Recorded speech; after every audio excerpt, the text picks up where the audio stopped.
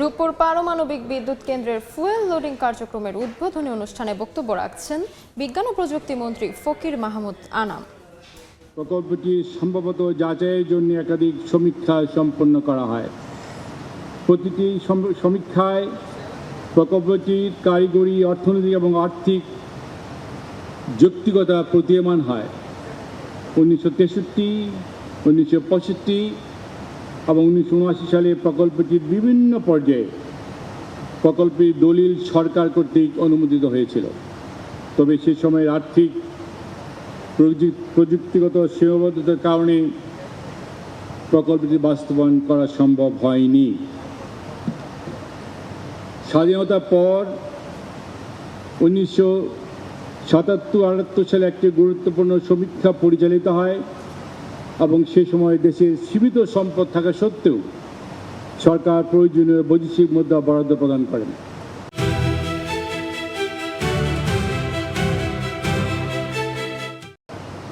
উক্ত সমীক্ষায় প্রকল্পটি আর্থিক, অর্থনৈতিক এবং কারিগরি দৃষ্টিকোণ থেকে বাস্তবায়নযোগ্য বলে প্রমাণিত হয়, যা ভবিষ্যৎ বাস্তবায়নের জন্য একটি গুরুত্বপূর্ণ ভিত্তি স্থাপন করে। পরবর্তীতে 7ই মে 1995 সালে তৎকালীন মাননীয় প্রধানমন্ত্রী মরহুমা বেগম খালেদা জিয়ার সভাপতিত্বে অনুষ্ঠিত রূপপুর পারমাণবিক বিদ্যুৎ কেন্দ্র প্রকল্প বাস্তবায়ন কমিটি এই সভায় প্রকল্প বাস্তবায়ন নীতিগত সিদ্ধান্ত গৃহীত হয়, যা বাংলাদেশের পারমাণবিক বিদ্যুৎ কর্মসূচিকে একটি নতুন গতিপথ প্রদান করে। শহীদ রাষ্ট্রপতি জিয়াউর রহমান প্রযুক্তি, বিজ্ঞান ও আত্মনির্ভরশীল যে দর্শনের সামনে নিয়ে এসেছিলেন, তার গুরুত্বপূর্ণ অংশ ছিল এই পারমাণবিক প্রযুক্তির বিকাশ। আর তার দূরদর্শী নেতৃত্বে বাংলাদেশের পারমাণবিক গবেষণার ভিত্তি সুদৃঢ় হয় এবং গবেষণা রিঅ্যাক্টর স্থাপনের মাধ্যমে আমাদের পারমাণবিক যাত্রার প্রাতিষ্ঠানিক ভিত রচিত হয়। আজকের এই রূপপুর সেই স্বপ্নের এক মহিমান্বিত বাস্তব রূপ।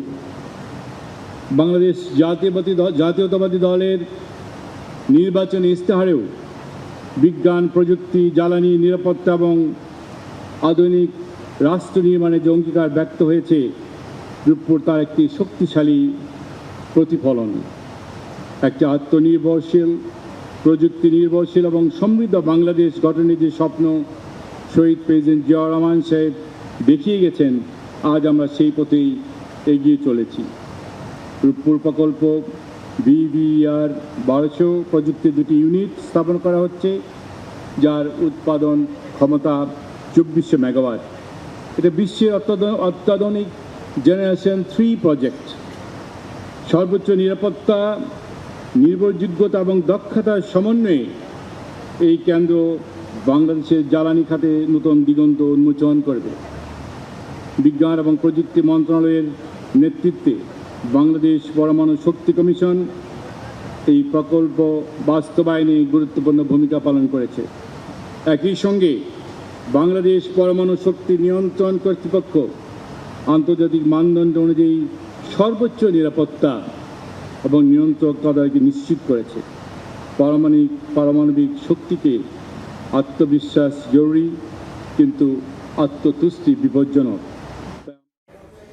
রূপপুর পারমাণবিক বিদ্যুৎ কেন্দ্রের ফুয়েল লোডিং কার্যক্রমের উদ্বোধনী অনুষ্ঠানে বক্তব্য রাখছেন বিজ্ঞান ও প্রযুক্তি মন্ত্রী ফকির মাহবুব আনাম।